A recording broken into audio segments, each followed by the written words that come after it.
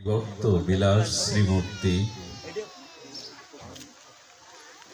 সভজন বিভজন সর্বপ্রয়োজন অবতার সারশিরোমণি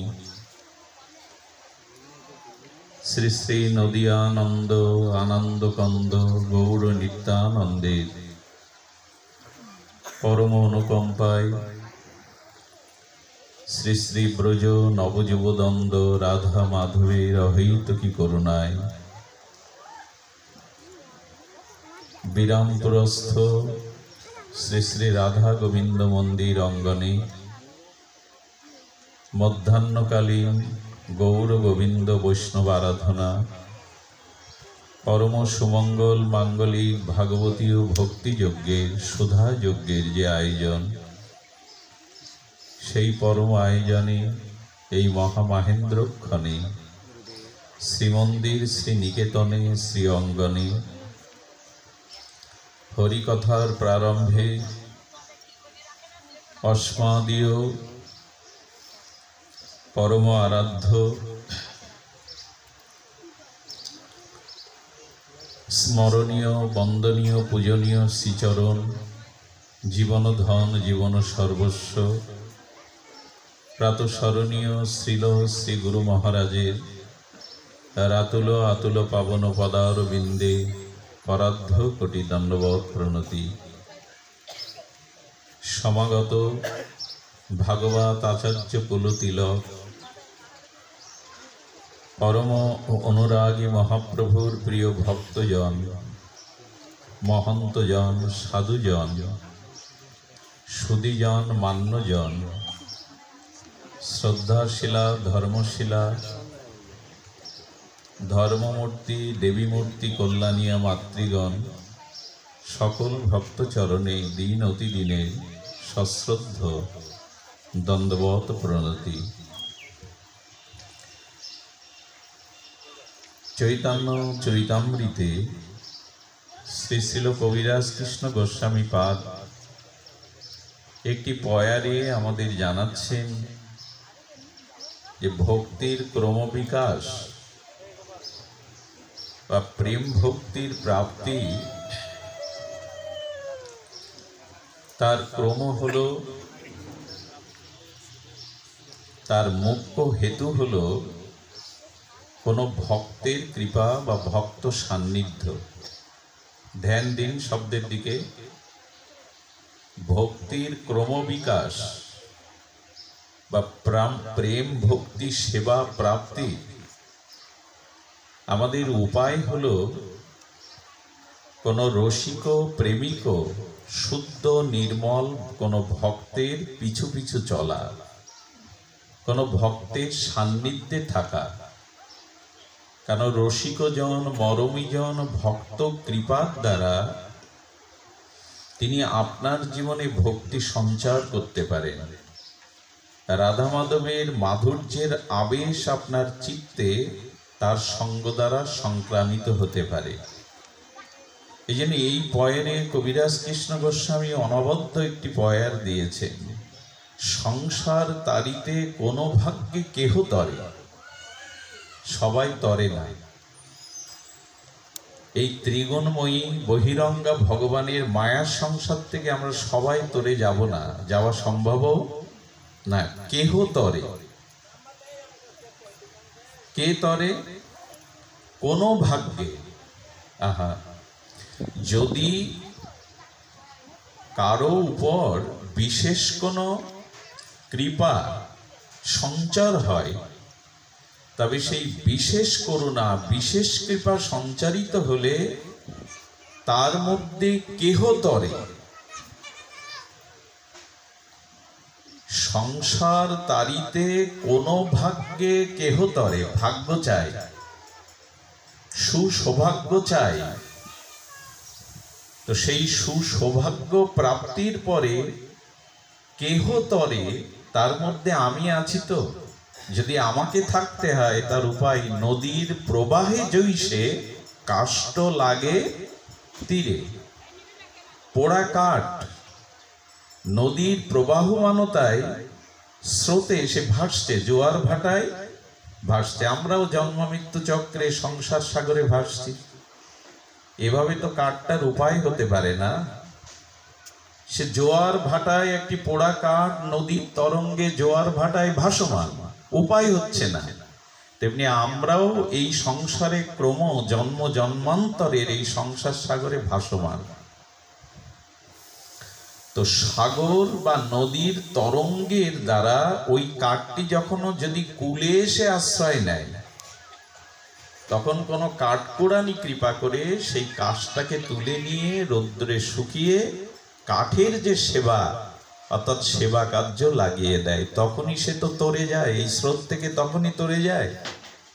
তেমনি আমাদেরও সৌভাগ্যে এই সংসার ভ্রমিতে ভ্রমিতে সংসার সাগরে ভাসমান হতে হতে ওই কাঠটা যেমন তীরে এসে লাগলো, যদি কোনোদিন সাধুগুরু বৈষ্ণবের চরণ তীর পেয়ে যায়, কুল পেয়ে যায়, তখনই আমরা ভাগ্যবান হয়ে তরে যেতে পারব। এছাড়া দ্বিতীয় পথ খোলা নাই। নদীর প্রবাহে জইছে কাষ্ঠ লাগে তীরে। কবে হবে সেই দিন যেদিন অনুরাগী আর শ্রী গোবিন্দের প্রেমমামা ভক্তির উচ্ছ্বাসিত হৃদয় শুদ্ধ ভক্তের সঙ্গ পাবো, তার পিছনে চলতে পারবো। দেখবেন সাগর বা বৃহৎ নদ নদী পূর্ণিমার দিন উচ্ছ্বসিত হয়ে ওঠে, ওঠে কিনা? সব দিন কি হয়? নদীর উচ্ছ্বাস, নদীর তরঙ্গ পূর্ণিমা এই দিন উচ্ছ্বসিত হয়। চন্দ্র কিরণে সমুদ্র বা নদ নদীর জল স্ফীতি হয়ে তরঙ্গায়িত হয়ে তার আশেপাশের অনেক ক্ষেতকে, অনেক বেলাভূমিকে সে জলস্নাত করে, করে কিনা? তরঙ্গটা ছাপিয়ে সেই নদী বা সাগরের অনেক বেলাভূমিকে সে প্লাবিত করে। কোনো ভূমি যদি উৎকর্ষ নাও হয়, উর্বর নাও হয়, তো চন্দ্র কিরণ জ্যোতিতে সমুদ্রের জলতরঙ্গ বেলাভূমি, সেই বেলাভূমি যদি নোংরাও হয়, সেই ভূমি যদি উর্বর না হয়, তবু সেই তরঙ্গ গিয়ে সেই ভূমিকে ভিজিয়ে দেয়, উর্বর করে দেয়। তেমনি আমরাও যদি শুদ্ধ ভক্তের পিছু পিছু চলতে পারি, শুদ্ধ ভক্তের করুণা হৃদয়ের বাতাস, কৃপা বাতাস লাগাতে পারি, তবে চন্দ্রকিরণে সমুদ্রের জলস্ফূর্তি তরঙ্গ যেমন ক্ষেতকে ভিজিয়ে দেয়, আমাদের হৃদয় ভক্তে স্নাত করে দেবে যদি শুদ্ধ ভক্তের পেছনে চলতে পারি। দেখুন, এই কৃপাটা আবার কখন কিভাবে হবে, এটা কিন্তু মহাতের কৃপা কবে, কিভাবে, কখন হবে, এটি আমাদের বুঝবার কোনো উপায় নাই। এই জন্য বলছেন কি, পড়ে থাকো শুদ্ধ ভক্তের দুয়ারে, শুদ্ধ ভক্তের পশ্চাৎগামী হয়ে পড়ে থাকো। এই পড়ে থাকা কেন জানেন?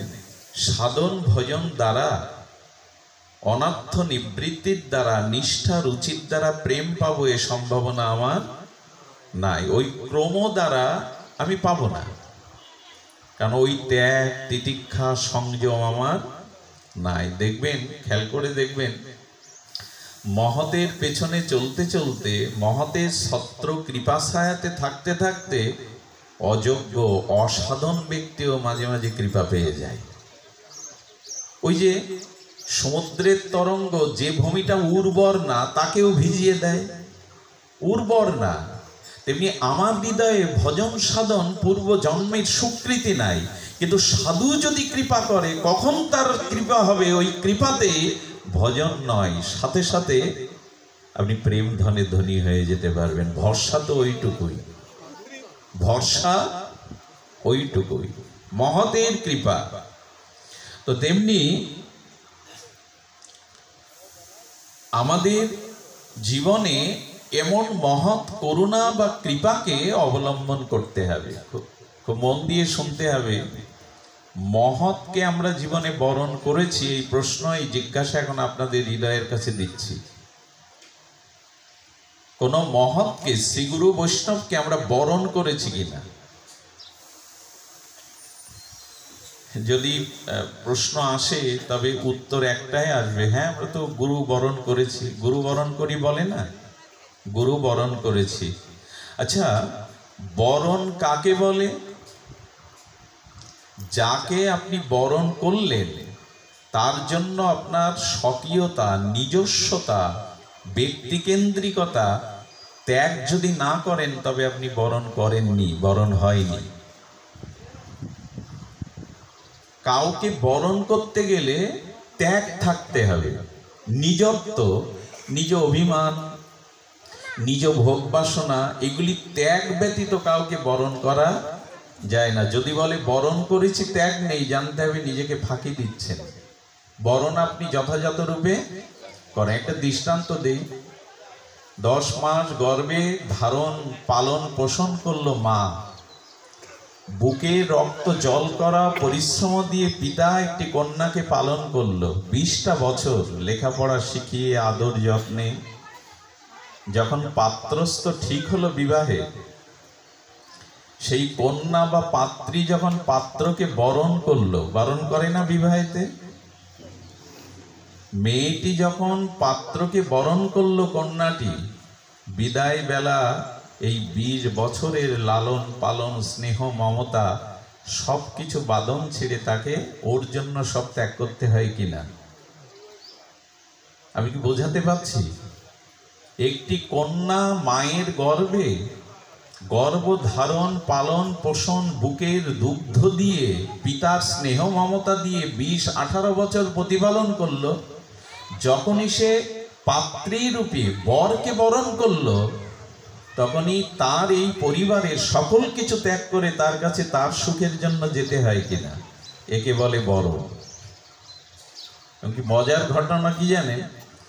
1 মাস যেতে পারিনি শ্বশুর বাড়িতে, পুনরায় পিত্রালয়ে বাপের বাড়ি এলে বলে, মা আমাকে কাল সকালেই চলে যেতে হবে, থাকবার সময় নাই।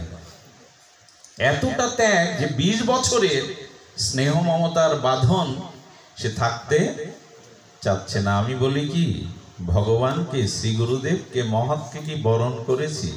যদি করি তবে আমার আগের পরিচয়, আগের ভোগ বাসনা ত্যাগ হয়েছে কিনা? মুখে বলি আমি কৃষ্ণ দাস, মুখে কি বলি? আমার স্বরূপ পরিচয় আমি কৃষ্ণ দাস। দাস হওয়া খুব সহজ। আগে মুক্ত হও নিজের বন্ধন থেকে, আগে নিজের বন্ধন থেকে মুক্ত হও, আগে বদ্ধ দশা থেকে, নিজত্ব থেকে, নিজের অভিমান থেকে মুক্ত হও, তবে তো কৃষ্ণ দাস। দাস হয়েছিল গোবিন্দ দাস, মহাপ্রভুর একান্ত চরণ সেবক গোবিন্দ দাস। আর এই গোবিন্দ দাস মহাপ্রভুর চরণ সম্ভাষণের জন্য ডিঙিয়ে গেলেন। দরজায় শুয়ে আছো, যাব কি করে? চিন্তা এলো প্রভুকে লঙ্ঘন করলে আমার নরক বাস হবে। পরেক্ষণে চিন্তা হলো নরকটা আমার জন্য, চরণ সেবাটা মহাপ্রভুর সুখের জন্য। তা আমি কোটি জন্ম নরকে যাই, কিন্তু প্রভুর চরণ সেবার সুখ হতে যেন প্রভুকে বঞ্চিত না করি। দাস মুখে হওয়া যায় নিজের সুখ ত্যাগ না করলে? আমি কোটি কল্পকাল নরকে পচে মরি, ওটা আমার জন্য, কিন্তু প্রভুর চরণ সেবা করলে প্রভুর যে সুখ হবে তা হতে আমি বঞ্চিত। এই নিজত্ব ত্যাগ করে দিল গোবিন্দ দাস। আমি দাস অভিমান বলি, দাস হতে পেরেছি তো কৃষ্ণ দাস, গৌর দাস।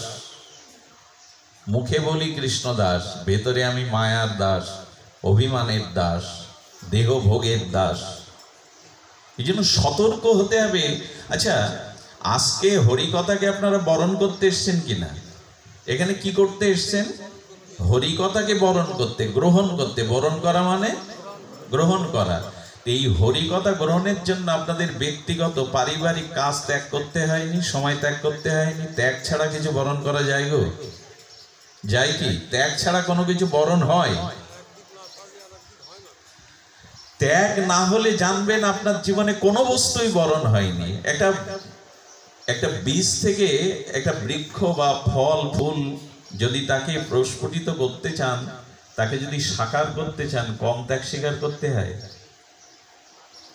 আমি জানি না আপনাদের হৃদয়ে এই কথা পৌঁছে দিতে পারছি কিনা। ভগবানকে বরণ করেছি কিনা, মহৎকে বরণ করেছি কিনা, তার প্রমাণ হলো আমি কতটুকু নিজত্বকে ত্যাগ করেছি। 20 বছরের একটা কন্যা পাত্রের গলে বরণ করে নিজের প্রিয়জন, নিজের ঘর, সব সুখ ত্যাগ করে দেয় তার জন্য। আমি কতটুকু নিজত্ব ত্যাগ করেছি যে ভগবান, হে গুরুদেব, তোমাকে বরণ করেছি। একটু চিন্তা করে দেখবেন, আপনার বাড়ি পোষা যে ষাঁড় মেয়ে, কুকুর, সে আপনাকে প্রভু জ্ঞান করে, আর এই জন্য সারা রাত জেগে এঁটো কাটা খেয়ে সে আপনার মঙ্গলের জন্য পাহারা দেয়। ওর চিন্তা করুন তো, বিবেক নাই। কুকুর তো হীন প্রাণী, হিংসুক প্রাণী, স্বজাতি বিদ্বেষী ওরা, কিন্তু ওরাও আপনাকে প্রভু রূপে যখন বরণ করে, তখন নিজের সর্বস্ব ত্যাগ করে এঁটো কাটা খেয়ে আপনার মঙ্গলের জন্য দুয়ারে পড়ে থাকে সারা রাত। এইটুকু আমার মধ্যে এসছে তো। আমি যে তোমাকে প্রভু বলি, আমি যে নিজে কৃষ্ণদাস, দীক্ষা নেওয়ার পরে আমাদের টাইটেল উপাধি বদলে ফেলেছে, অচ্যুত গোত্র, মানে আমি কৃষ্ণ দাস। দাস তো বলছি, প্রভুকে স্বীকার করেছি তো, প্রভুর সুখের জন্য, প্রভুর আনন্দের জন্য কুকুরের মতো আমি এঁটো খাটা খেয়ে চরণে পড়ে থাকি তো। অল্প ভাগ্যে দাস হওয়া যায় না, অল্প ভাগ্যে বরণ করা যায় না। মনে পড়ে দিল্লি থেকে এক স্বর্ণ ব্যবসায়ী, তখন ওই যে মাজায় কাপড়ের তবিল বলতো ওকে, ওতে কিছু সোনা নিয়ে মাজায় বেঁধে ঘোড়াই করে আসছেন, আর তার পোষা কুকুরটি তার পেছনে আছে। উনি বৈকালিক সময় একটা বটবৃক্ষের ছায় একটু বিশ্রাম নিয়েছেন ঘোড়াটা বেঁধে রেখে। সত্য ঘটনা শুনুন। তো ওনার একটু তন্দ্রা আবেশে ওনার কোমর থেকে সেই সোনার থলেটা, যাতে সোনা ছিল, ওখানে পড়ে গেছে, উনি খেয়াল করেন। উনি উঠে একটু তন্দ্রা বা একটু ক্লান্তি দূর করে যখন ঘোড়ায় উঠবেন, কুকুরটি বারবার গিয়ে ওনার চরণ আঁকড়ে ধরছে, পিছু টানার চেষ্টা করছে, কাপড় আঁকড়ে ধরছে। সময় চলে যাচ্ছে, সন্ধ্যা হয়ে যাচ্ছে, ওনার কাছে মূল্যবান সোনা ধাতু আছে। কুকুরটা যখন বারবারই বাধা দিচ্ছে, তখন শুট করলেন, গুলি করলেন। কুকুরটা গুলি খেয়ে যখন পেছনে পড়ে গেল, উনি চললেন 2-3 কিলোমিটার, গিয়ে দেখে কোমরে সেই সোনা তপিল নাই। ফিরে এসে কি দেখলেন জানেন? ওই কুকুরটি ওই সোনা তপিলটাকে আঁকড়ে ধরে তার উপরে শুয়ে মরে পড়ে আছে। মালিক, আমি তো তোমার দাস, আমি তোমার বস্তুর ক্ষতি হতে দেব না, জীবন দিয়েও আমি তোমার বস্তুর ক্ষতি হতে দেব না।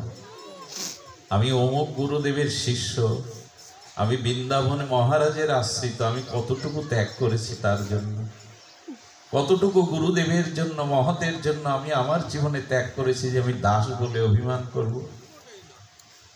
এই জন্য মুখে না, কাউকে বরণ করতে গেলে, কারো দাস হতে গেলে, ভক্ত হতে গেলে আমাদের চাই তার জন্য কিছু ত্যাগ স্বীকার করা। যে অনেক ত্যাগের বিনিময়ে আপনারা এখানে হরিকথা বরণ করতে এসছেন। সময়, অর্থ, গৃহ সুখ, দেহ সুখ ত্যাগ না করলে এই মাটিতে বসে আপনাদের মতো বরেণ্যজন হরিকথাকে বরণ করতে পারতেন না। আমরা কি চাই জানেন? নিজের সুখ, ভোগ, ব্যক্তিত্ব বজায় থাকুক, আবার মহতেরও হবে না এটি। তো আজ আমরা এই জন্য শুনবো যে ভক্তের পেছনে পড়ে থাকুন। আজ আমি একটু শুদ্ধ ভক্ত চরিত্র, ব্রজের যিনি নিকুঞ্জ মন্দিরের ললিতা সখী ছিলেন, এই ললিতা সখীর অবতার হলো স্বামী হরিদাসজি। ললিতা সখীর অবতার হলেন স্বামী হরিদাস। স্বামী হরিদাসের কথা আপনারা একটি পরিচয় দিলে বুঝতে পারবেন। বৃন্দাবনের যে বিহারীজি, মানে বাকি বিহারী, এই বাকি বিহারীকে প্রকাট করেছিলেন স্বামী হরিদাস। জয় স্বামী হরিদাস জিউ কি! ইনি প্রকাট করেছিলেন বাকি বিহারীকে, যেটা সমগ্র বৃন্দাবনের অন্যতম মনোরম, সুন্দর আর সাক্ষাৎ প্রকট বিগ্রহ বিহারীজি। তো বিহারীজিকে কে প্রকাট করেছিলেন? বিহারীজিকে প্রকাট করেছিলেন স্বামী হরিদাস। আজকে তার চরিত্রে আমরা উপলব্ধি করতে পারবো যে ভক্ত সান্নিধ্যে, মহৎ সান্নিধ্যে ছাড়া এই সংসার তরে যাওয়ার আমাদের পথ নাই। এই জন্য ভাগবতেও এসেছে জীবনের পরম প্রাপ্তি কি, জীবনের পরম সৌভাগ্য কি।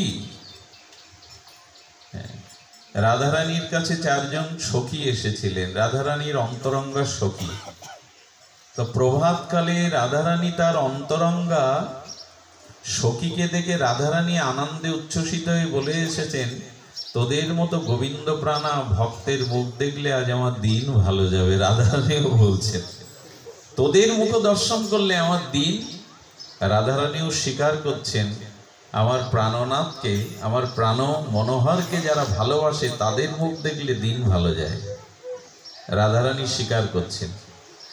গোবিন্দ যখন কোনো ভক্তকে বিশেষ করুণা করেন, গোবিন্দ যখন আপনার পূর্ব জন্মের সঞ্চিত কোনো পূর্ণ রাশিকৃত একত্রিত হলে ভগবান আপনার প্রতি বিশেষ কৃপা দৃষ্টি দেন, সেই দিন ভগবানের বিশেষ কৃপা দৃষ্টির দান বা উপহার কি? ভগবান আপনার পূর্ব অর্জিত সুকৃতির দ্বারা আপনার প্রতি প্রসন্ন দৃষ্টি দিয়ে আপনাকে কৃপা করেছেন। কি দিয়ে বুঝবেন যে ভগবান আমার প্রতি কৃপা করেছেন? সেই উপহারটা কি? সেই উপহারটা হলো ভগবান যেদিন আপনাকে হৃদয়ে প্রেরণা দিয়ে শুদ্ধ সাধু সঙ্গে ভগবানের নাম রূপ লীলা কথা শোনার ভাগ্য দেবেন, জানবেন এটাই হলো ভগবানের কৃপার আশীর্বাদ বা উপহার।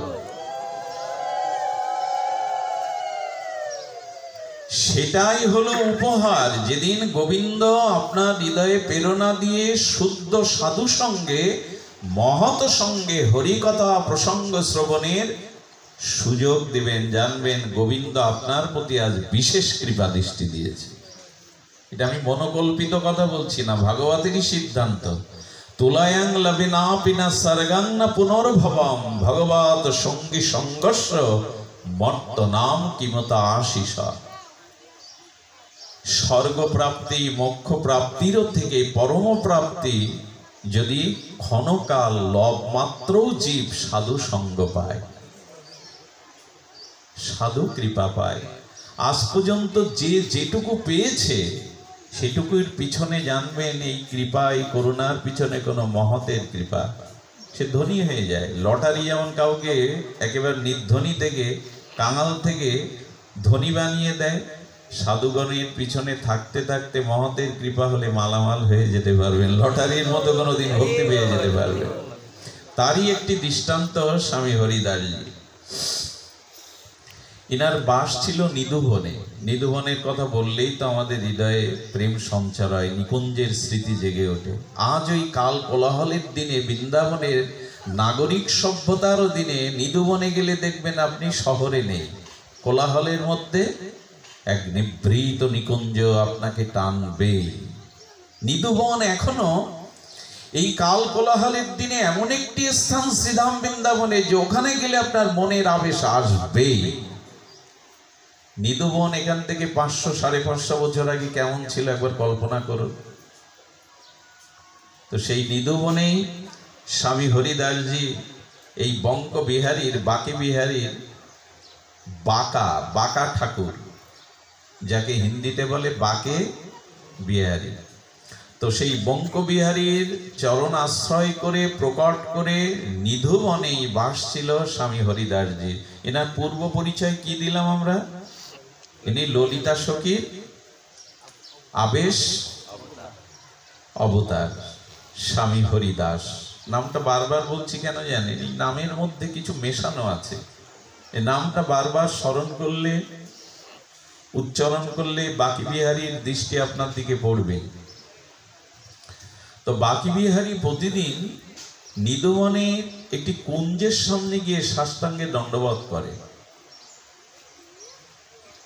তো বিট্টল বিহারী নামে তার একজন অন্তরঙ্গ প্রিয় একান্ত শিষ্য, তাকে অন্য শিষ্যরা ধরেছে, স্বামী প্রতিদিন কুঞ্জের মন্দিরে, মানে কুঞ্জ মন্দিরে বলতে কুঞ্জের সামনে সাষ্টাঙ্গে প্রণাম করে। কুঞ্জ তো বৃন্দাবনে সবখানেই প্রায়, নিধুবনে তো অনেকগুলি কুঞ্জ, কিন্তু এই কুঞ্জের সামনে সাষ্টাঙ্গে স্বামী হরিদাস প্রণত হন, চোখের জল ফেলেন, একটু জিজ্ঞাসা করতে বলবেন? আমরা তো সাহস পাই না। এই জন্য সবসময় শ্রী গুরুদেবের কাছে, মহতের কাছে মনে যা আসে তাই প্রশ্ন করবেন না, বরঞ্চ মনে মনে নিবেদন করবেন, তার আচরণে তার বাক্যের উত্তর পেয়ে যাবেন। শুধু জিজ্ঞাসার জন্য জিজ্ঞাসা করতে নাই, শুধু জিজ্ঞাসার জন্য জিজ্ঞাসা নয়, কারণ মনে মনে যদি গুরুদেবকে নিবেদন করেন, আমার সমস্যার সমাধান চাই গুরুদেব, কি করব আমি, কি করণীয়, এটি মনে মনে নিবেদন হলে ওখান থেকে মনে মনেই তার উত্তর পাবেন। সবসময় নিজের কুটিল প্রশ্ন, কুটিল জিজ্ঞাসা এটা না করাই ভালো। তো বিট্টল বিহারীজি তিনি একদিন প্রশ্ন করেই বসলেন, হে পরম আরাধ্য, হে রাতুল চরণ, কৃপা করে আপনি বলুন না, আপনি কুঞ্জের সামনে সাষ্টাঙ্গে অশ্রু সজল নয়নে প্রতিদিন দণ্ডবোধ করেন কেন? কুঞ্জে তো এখানে আমরা কিছু দেখি না, মন্দির নেই, বিগ্রহ নেই। ওই যে বললাম, সাধু হলো সমুদ্রের মতো, কখন পূর্ণিমার চাঁদের উচ্ছ্বসিত তরঙ্গে আপনার বেলাভূমিকে প্লাবিত করে দেবে, লটারির মতো কবে আপনি নির্ধনী থেকে কোটিপতি হয়ে যাবেন, কখন কৃপা হবে, কৃপা দৃষ্টি হবে। হঠাৎ উনি প্রসন্ন ছিলেন, বললেন, বলবো কি মুখে, যাও কুঞ্জের মধ্যে গিয়ে দেখে এসো। এই যে এটা তপস্যার দ্বারা, সাধনার দ্বারা হবে না, দেখে এসো। উনি ওনাকে প্রণাম করে যখন ভেতরে প্রবেশ করলেন, আচ্ছা গুরুদেব বা কোনো মহাত্মা আপনাকে যখন কোনো অনুমতি দেয়, নির্দেশ দেয়, জানবেন শুধু নির্দেশ দেননি। কথাটি আবার বলি, স্মরণ দিন, কোন শ্রীগুরু মহারাজ, কোন মহাত্মা যখন আপনাকে কোনো নির্দেশ দেয়, ওখানে যাও, এটা করো, তখন জানবেন শুধু নির্দেশ দিলেন না, ওইখানের মহিমাকে উপলব্ধির কৃপা দৃষ্টিও শক্তিও আপনাকে দিয়ে দিলেন।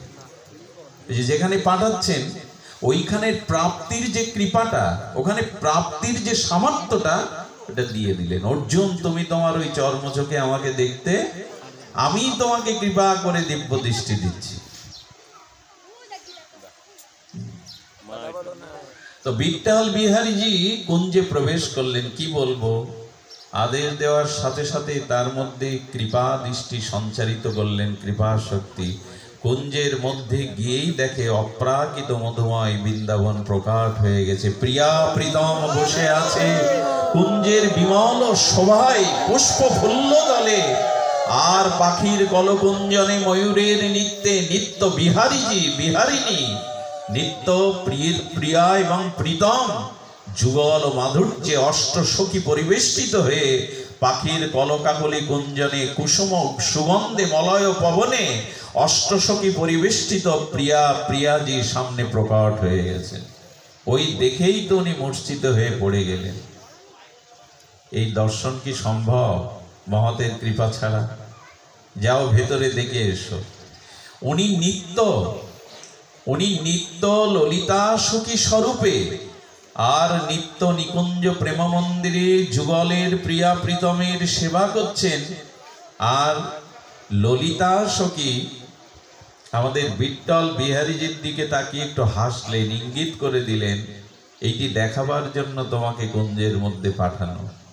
এরপরেই বাকি বিহারী প্রকট হলেন এবং ওই কুঞ্জ মন্দিরেই সেবার ব্যবস্থা করলেন স্বামী হরিদাসজি।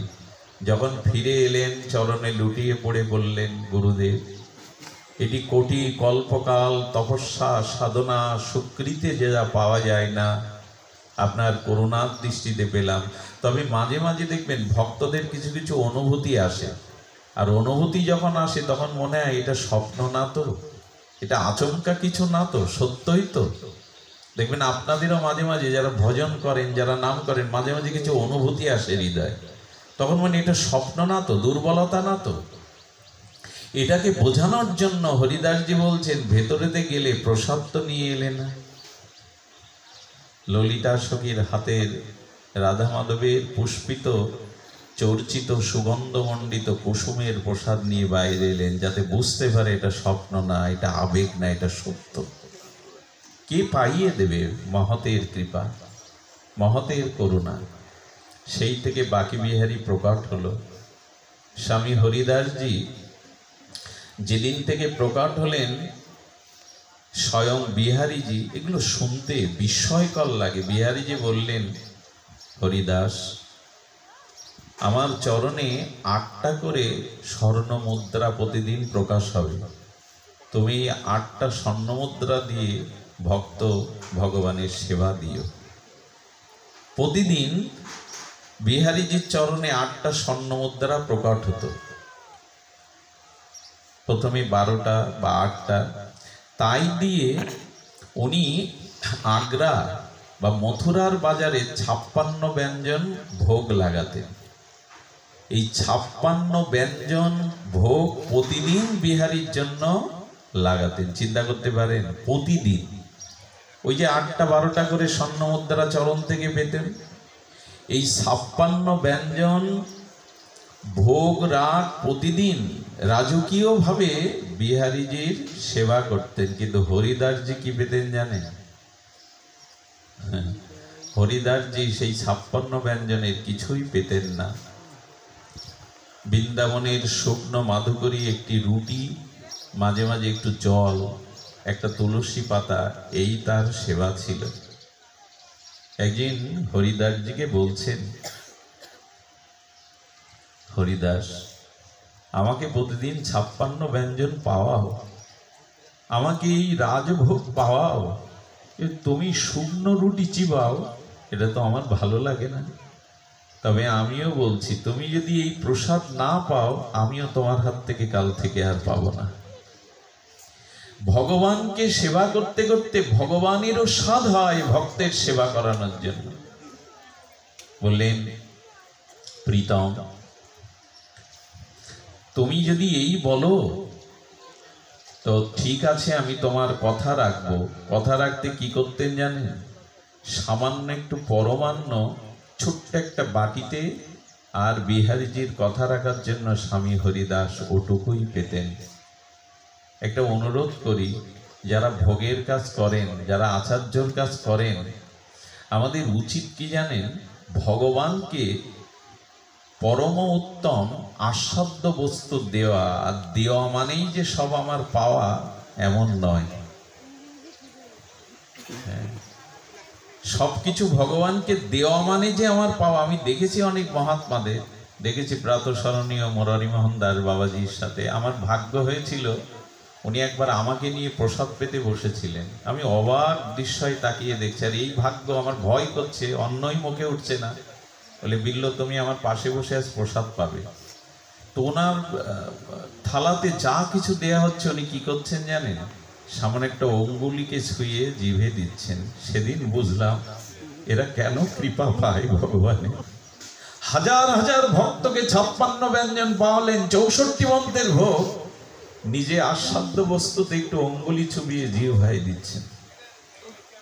এখন ওখানেই থেকে লক্ষ্য করছেন ভক্তরা কে কি পাচ্ছে, কাকে কি দিতে হবে। সেদিন বুঝেছিলাম যে স্বামী হরিদাসজি কেন পেতেন না। এইভাবেই দিয়েছেন, প্রীতমের সেবা করতেন, বিহারীজির সেবা করতেন, নিজে কিছু পেতেন না। একটা জিনিস বলি, এই রাস্তাটা, এই পথটা, আমাদের এই জগৎটা ত্যাগের। আমি আগেই বলেছি, যদি কিছু বরণ করে থাকেন, ভালোবেসে থাকেন, তবে আপনার জীবনে ত্যাগ থাকতে হবে। ত্যাগ ছাড়া কোনো কিছু বরণ হয় না, হতে পারে না। জাগতিক কোনো বিষয়ে নিজ সুখ জলাঞ্জলি ত্যাগ স্বীকার না করলে কাউকে বরণ করতে পারবেন না জগতে। এক মহাজনের কাছে থাকতে গেলেও সেই মহাজনকে খুশি করার জন্য সেই দাস কত চেষ্টা করে, কত কিছু নিজের সুখ ত্যাগ করে দেয়। তেমনি ভগবানের জন্য নিজ ভোগ্য, নিজ সুখ ত্যাগ না করতে পারলে কি বরণ করলাম তাকে? কিছু অপরাধ নেবেন না। ভগবানকে সামনে রেখে যেন আমরা আমাদের সুখ সুবিধা আদায় না করি, খুব ঠকে যাব। ভগবানকে সামনে রেখে যদি যশ খ্যাতি সুখ সুবিধা আদায় করি না, ভগবান ওগুলো দিয়ে ভুলিয়ে দেবেন। যাও, রাজ্য নিয়ে নাও, সম্পদ নিয়ে নাও, সম্মান নিয়ে নাও, আমি তোমার থেকে অনেক দূরে সরে গেলাম, আমি তোমার থেকে দূরে সরে যাব। এই জন্য ভগবানকে সামনে রেখে আমরা যেন নিজেদের সুখ সুবিধা না নিতেই চেষ্টা করি। ভগবানকে চাইলেই তো সব পাওয়া হয়। আমি আপনাদের কাছে একটা অনুরোধ করব, ভগবানের কাছে নিজের প্রয়োজনীয় কোনো কিছু না চেয়ে একটি মাত্র প্রার্থনা চাওয়া নিবেদন করুন, একটি মাত্র। আমি আপনাদের এইটুকু বলবো, মহতের চরণে পড়ে থাকলে, মহতের পিছু পিছু চললে শ্রেয় এবং প্রেয় দুটোই পাবেন। শ্রেয় যেমন রাধা মাধবকে পাবেন, প্রেম ভক্তি পাবেন, আর এই জগতের যা প্রয়োজন সেই প্রিয় বস্তুও ভগবান আপনাকে দিয়ে দেবেন। একটাই চাওয়া, এই শ্রেয় প্রেয় প্রাপ্তির একটাই প্রার্থনা, আমি তোমার সেবা ভিন্ন আর কিছু চাই না। আমি তোমার সেবা ভিন্ন অন্য কিছুই চাই না। বলতে পারবো তো? সেবা যদি চান, সেবার মধ্যে দিয়ে শ্রেয় প্রেয় দুটোই এসে মিশবে। আমাদের গৌড়ীয় বৈষ্ণবের ওই একটাই প্রার্থনা, মাগে নরোত্তম দাস। এই পয়ারটা আমরা উচ্চারণ করি, কীর্তন করি। শ্রীকৃষ্ণ চৈতন্য প্রভুর দাসের অনুদাস, সেবা অভিলাষ মাগে নরোত্তম দাস। প্রার্থনায় কিন্তু ওনারা আমাদের জানিয়ে গেছেন কি প্রার্থনা করতে হবে। সেবা চাই, এই জীবন যৌবন যা কিছু আছে তোমার সেবাতে, মহতের সেবাতে যেন লাগাতে পারি। তো 64 আর 56 ব্যঞ্জন আদি দিয়ে আর সমস্ত রাজভোগ দিয়ে আর স্বামী হরিদাস তিনি কি পান না, তিনি বিহারীজির কথা রাখার জন্য একটা তুলসী পাতা দিয়ে সামান্য একটু পরমান্ন জিহ্বায় দিতেন। সব কিছু দিয়ে মহতের চরিত্র দেখবেন সেবার, ত্যাগের। তো বিহারীজি এমনি করে সেবা করে চলেছেন। তার সেবার মহিমা আপনারা জানেন। বিহারীজি প্রকট হওয়ার পরে এভাবেই মুদ্রা দিয়ে সব তার সেবায় লাগাতেন। নিষ্কিঞ্চন তিনি পড়ে থাকতেন।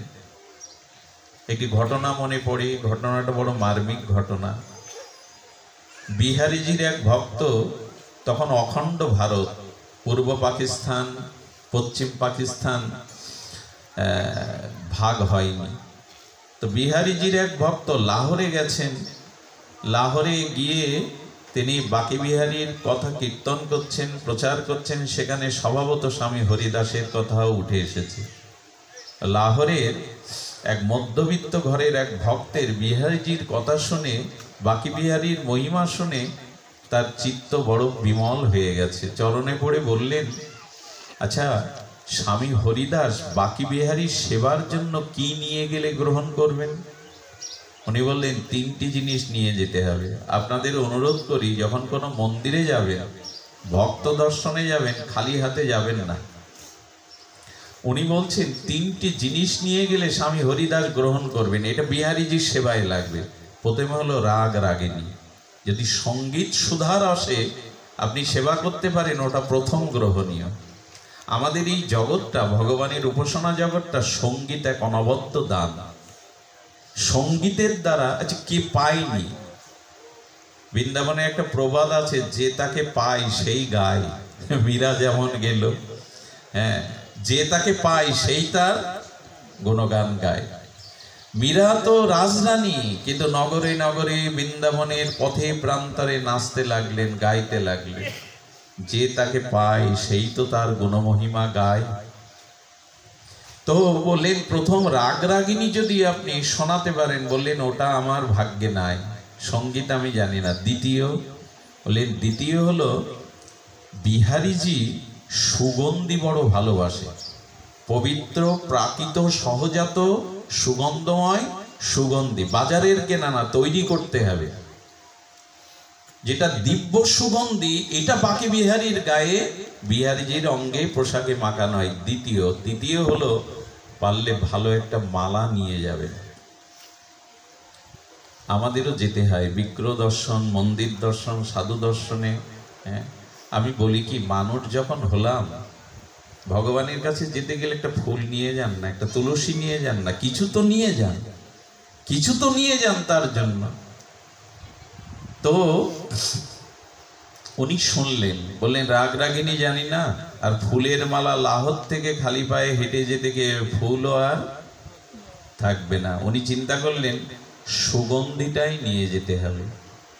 আপনারা বিশ্বাস করবেন কিনা জানি না, তার সারা জীবনের সঞ্চয় 50,000 টাকা তৎকালীন দিনে, ওই টাকা দিয়ে যারা তৈরি করে ডাকলেন, আপনারা দিব্য আর পরম সুগন্ধময় কিছু সুগন্ধি পাত্রে তৈরি করে দিন। এই টাকা দীর্ঘ 3 মাস ব্যাপী তারা এই সুগন্ধি 50,000 টাকা তৈরি করে তৎকালীন দিনে সেই মুখটা এতে একটা পাত্রে করে দিয়েছেন। উনি খালি পায়ে হেঁটে লাহোর থেকে বৃন্দাবনে এলেন।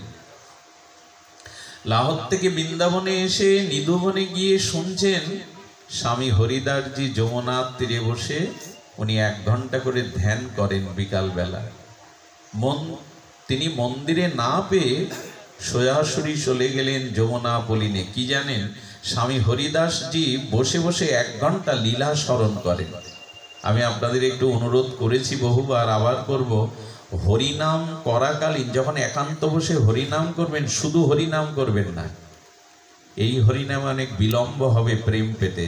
ওই নামের সাথে সাথে ভগবানের লীলা স্মরণ করবেন, আর নাম নিতে নিতে দেখবেন লীলা এসে যাবে। কারণ আগুনের কথাটা স্মরণ করলে আগুনের যে রূপ সেটা আসবে না, ওর যে ক্রিয়া সেটা মনে আসবে না। তো নাম স্মরণ করতে করতে যদি লীলা স্মরণটা ওর সাথে যুক্ত করতে পারেন, নাম খুব দ্রুত প্রেমময় হয়ে যাবে, আনন্দ পাবেন। তো উনি বসে বসে লীলা স্মরণ করছেন স্বামী হরিদাসজি। লীলা স্মরণ কোনটা জানেন? উনি লীলাতে প্রিয়া প্রীতমকে আর বিহারীজিকে আজ হোলি খেলার ভূমিকায় অবতীর্ণ। শ্রী গোবিন্দের সাথে কিছু সখীরা আছে, রাধারানীর কাছে সখীরা আছে, আর ললিতা বিশাখা তো বিশেষ করে রাধারানীর পক্ষেই আছে।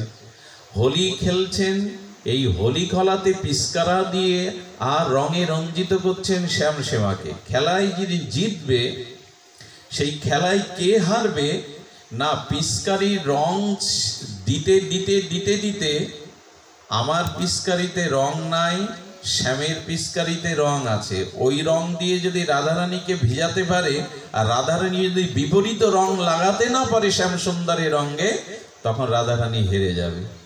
এই রং খেলা খেলতে খেলতে হরিদাসজি মানুষ চিন্তনে মনে মনে লীলা স্মরণ করতে করতে গোবিন্দ পিস্কারিতে রং নিয়েছেন, রাধারানীর গায়ে ছুড়বে, রাধারানীর পিস্কারিতে রং নাই। আর ঠিক সেই মুহূর্তে লাহোর থেকে আগত এই ভক্ত সেই সুগন্ধিটা হরিদাসজির সামনে পাত্রে রেখেছেন।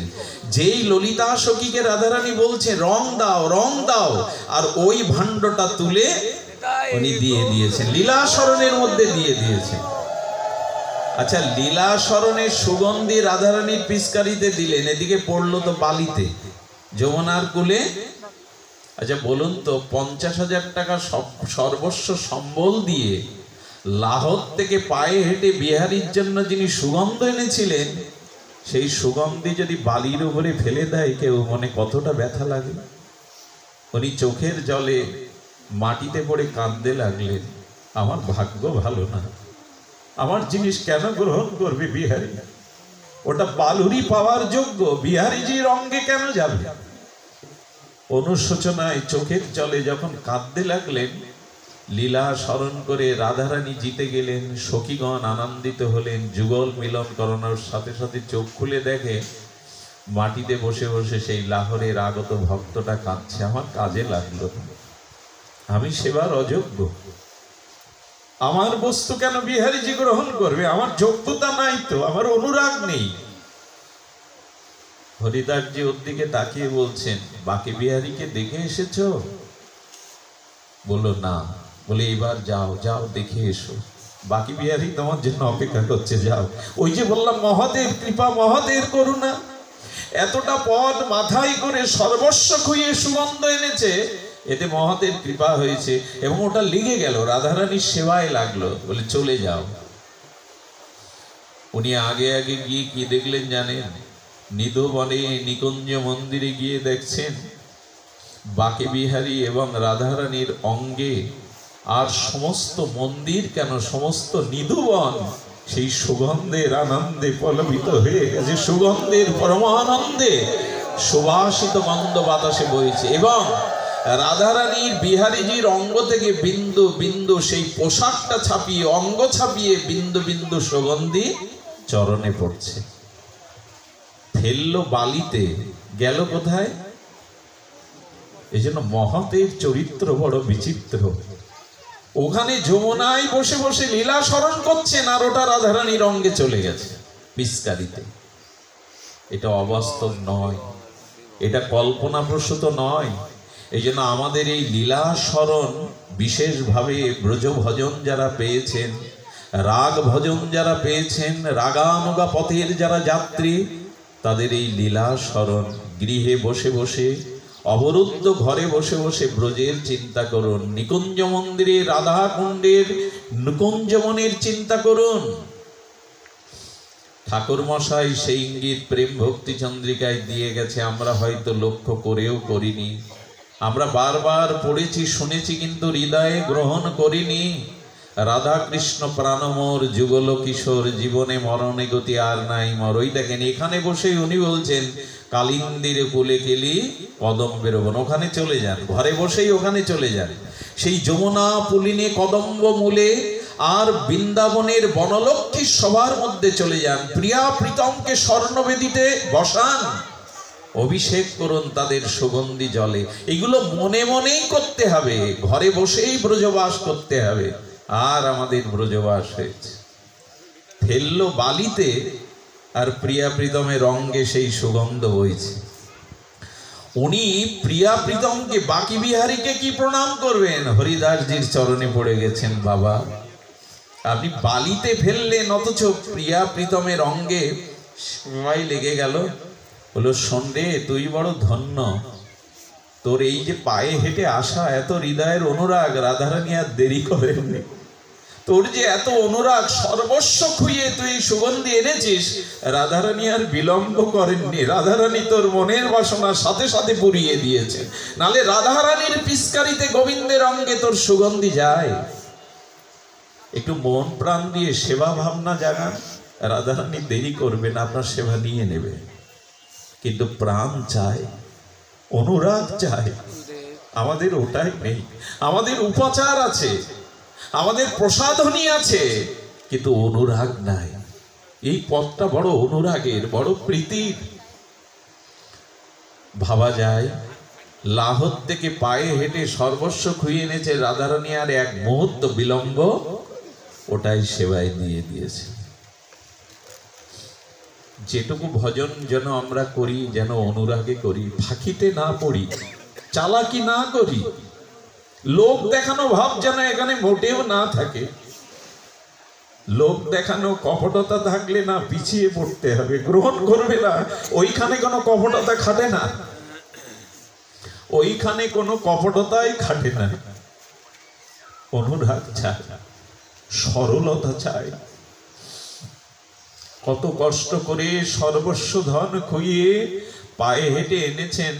বিহারীজি বললেন, তুমি বড় ভাগ্যবান, কোটি কল্পকাল সেবা করেও রাধারানী যার দ্রব্য অনেক সময় গ্রহণ করেন না। তোমার অনুরাগে রাধারানী সাক্ষাৎ তোমার সুগন্ধি নিয়ে শ্যাম সুন্দরের অঙ্গে দিয়ে দিয়েছে। ধন্য তুমি। আর ফিরে যায়নি, জানেন, ওই নিধুবনেই স্বামী হরিদাসজির চরণে জীবনটা কাটিয়ে দিল। জীবনটা ওইখানেই কাটিয়ে দিল সেবায়। এই জন্য সেবা ভিন্ন হবে না। আরেকটি ঘটনা মনে পড়ে স্বামী হরিদাসজির। ঘটনাটা আমাদের জন্য বড় জ্ঞাতব্য বিষয়, জানবার বিষয়। ঘটনাটি হলো, দয়াল দাস নামের একজন সাধক ছিলেন, শিব ভক্ত। খুব ধ্যান দিয়ে শুনুন। ঠাকুর আমাদের স্বামী হরিদাসজির জীবনের আরেকটি বিরল ঘটনা।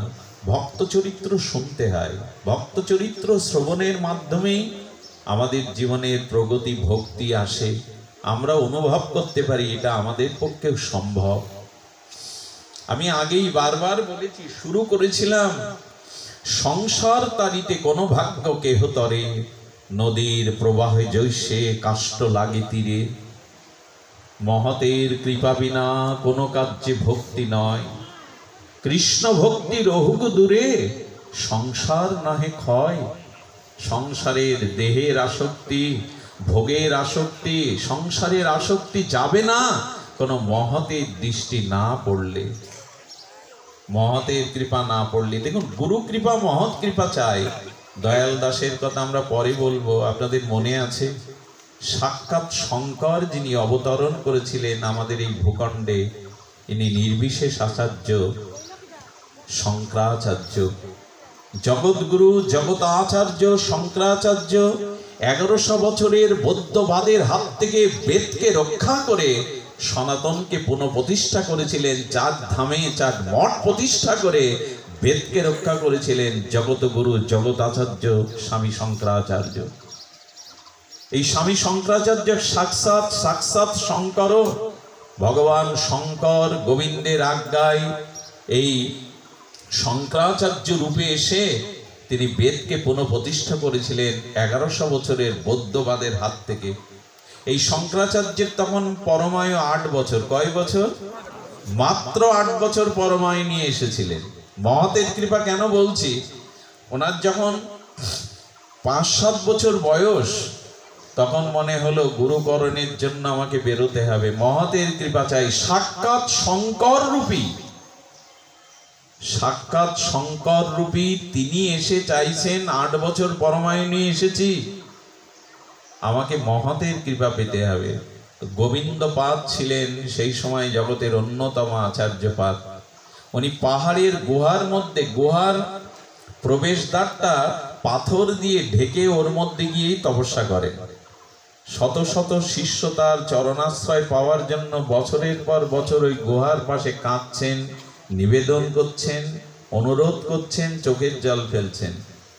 সেই 6-7 বছরের শঙ্করাচার্য সেখানে গিয়ে প্রণাম করলেন। প্রণাম করার পরে বললেন, শ্রী গুরু মহারাজের দর্শন পাবো না। তখন বলছেন, হে বালক, উপহাস কেন করতে এসছো? বছরের পর বছর ধরে ত্যাগ তিতিক্ষা এখানেই খাওয়া দাওয়া শয়ন করে পড়ে আছি শুধু গোবিন্দপাদের দর্শনের জন্য। শ্রী শঙ্করাচার্যের শ্রী গুরু মহারাজের নাম গোবিন্দপাদ। এই বিখ্যাত নির্বিশেষ আচার্য তাকে বলছেন, তুমি কেন উপহাস করছো? শিশু চলে যাও, দুগ্ধবর্ষ শিশু তুমি চলে যাও। কতজন বছরের পর বছর ত্যাগ তিতিক্ষা নিয়ে তার চরণ ধ্যান করছে, দর্শন পাচ্ছে না। উনি তখন পাথরে মাথা কোটে বলছেন, হে গুরু মহারাজ, যদি আপনার কৃপা না পাই তবে বুঝবো আপনি পাথরের মধ্যে থাকতে থাকতে পাথর হয়ে গেছেন, আপনার কোনো করুণা নাই। আমি সর্বস্ব ছেড়ে আপনার চরণে এসেছি, যদি কৃপা না পায় ভাববো আপনি পাথরের গোয়ায় থাকতে থাকতে আপনার হৃদয় পাথর সম হয়ে গেছে। সঙ্গে সঙ্গে পাথরটা সরে গেল, বুকে জড়িয়ে ধরলেন গোবিন্দপাদ। এই যে ত্যাগটা না, সর্বস্ব ত্যাগ করে গেছেন শঙ্করাচার্য, কপটতা নাই, সঙ্গে সঙ্গে কৃপা হয়ে গেল। বলে, প্রভু এরা এতদিন ধরে আছে, আপনি দর্শন দিচ্ছেন না? বলে, তোমার মতো অনুরাগ ওদের এখনো জন্মায়নি, ওদের হৃদয়ে সৃষ্টি হয়নি, তুমি কৃপার পাত্র। দীক্ষা দিয়ে বললেন, তোমার পরমায়ু 8 বছর, কিন্তু জগতের মঙ্গলের জন্য আমি আর 8 বছর বাড়িয়ে দিলাম, যাও 16 বছরের মধ্যেই তুমি তোমার অভীষ্ট কাজ করো। শঙ্করাচার্যের জীবনে আপনারা শুনেছেন, তিনি যখন 16 বছর দ্বারা এই বৈদিক সনাতন সভ্যতাকে পুনঃপ্রতিষ্ঠা করলেন বৌদ্ধবাদের হাত থেকে, গুরুদেব বললেন, তোমার কাজ করায়নি, আর 16 বছর বাড়িয়ে দিলাম, 32 বছর পরমায়ু নিয়ে তুমি জগতের কাজ করো। মহতের কৃপা ছাড়া হয়?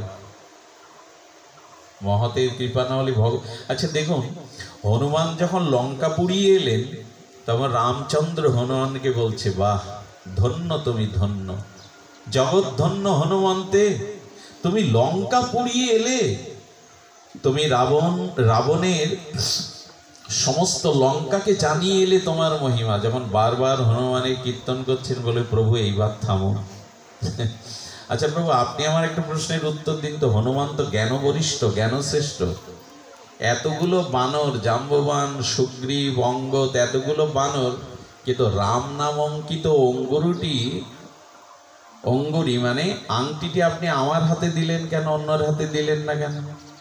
তার মানে আপনি কৃপা করে জানতেন যে আমার দ্বারাই আপনি আপনার কাজ করাবেন, অঙ্গুরি তো অন্য কারো কাছে দেননি। প্রভু আপনার কৃপা আপনার শক্তি মিছে মিছে কেন আমাকে প্রশংসা করছেন?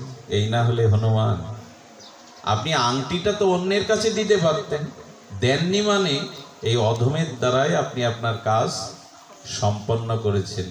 রামচন্দ্র মনে মনে বললেন, হ্যাঁ হনুমান সত্যি সত্যিই ভক্ত, প্রশংসা সবই তো তোমার করুণা, আমার করুণা এখানে নাই, সবই তোমার করুণা কৃপা। কেউ ভাবতে পারলে না ভক্তিটা সুরক্ষিত হয়, সবই তোমার কৃপা, এখানে আমার কিছু নেই গুরুদেব।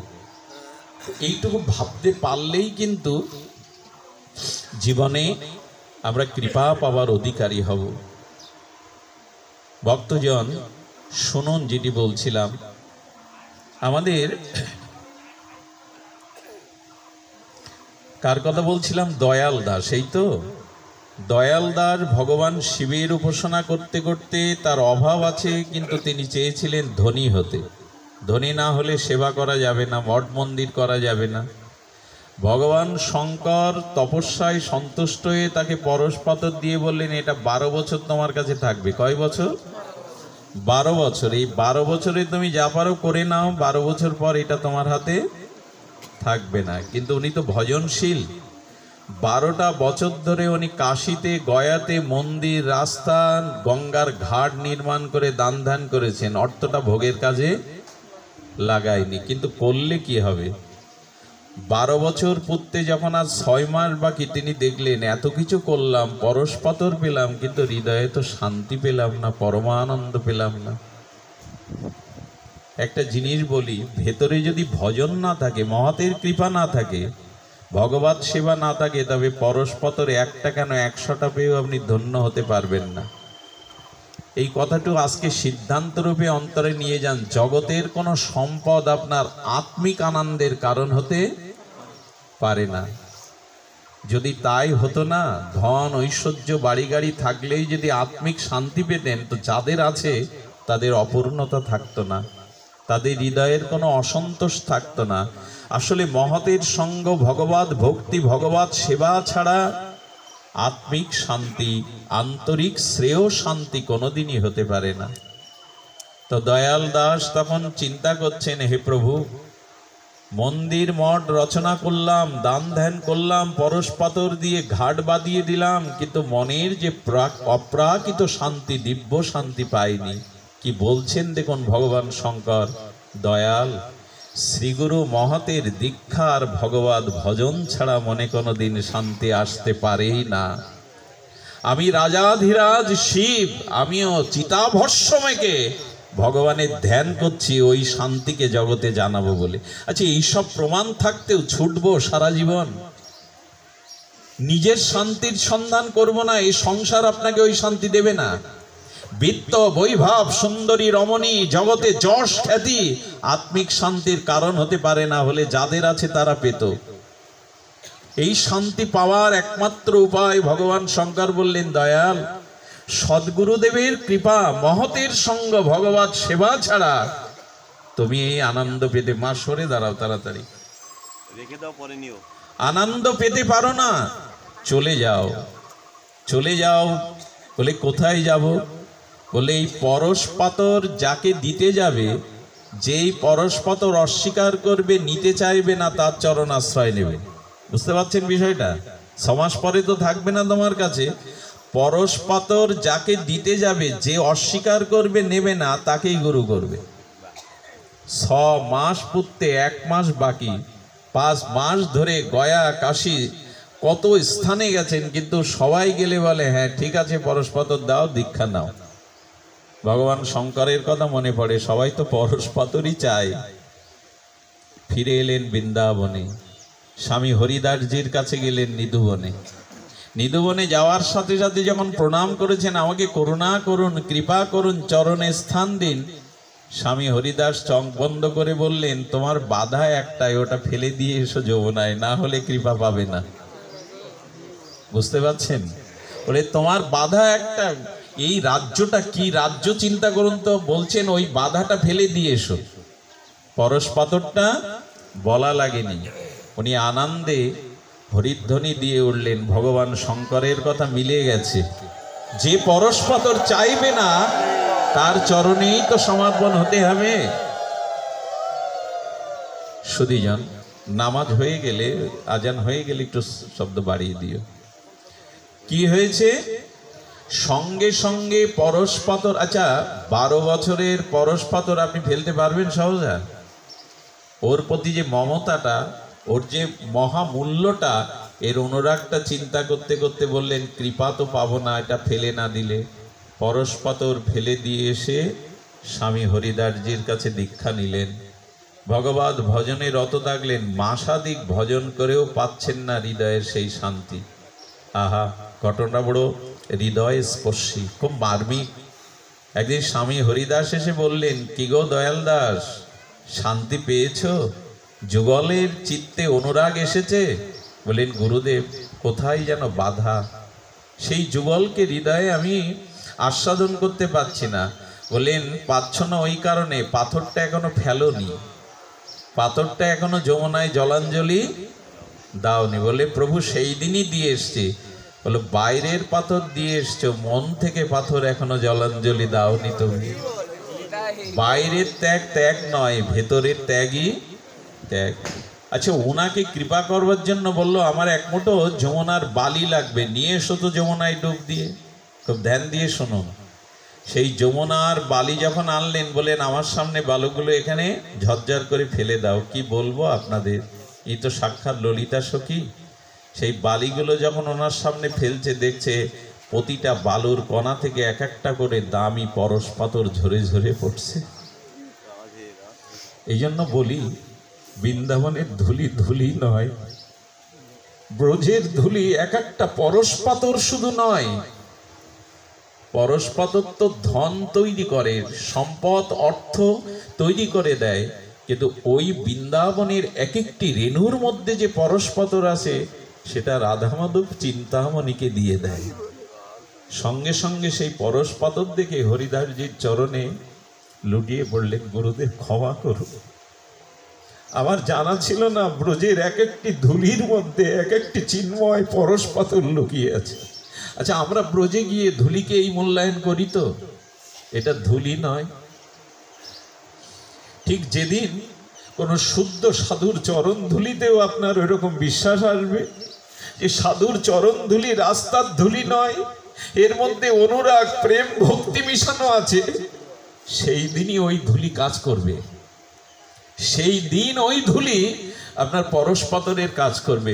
উনি চরণে লুটিয়ে পড়লেন আর বললেন, বুঝতে পারিনি ব্রজের মহিমা, বুঝতে পারিনি এই ধুলিকণার এত গরিমা। সেই দিন থেকে উনি মনের চিন্তা ছেড়ে দিলেন।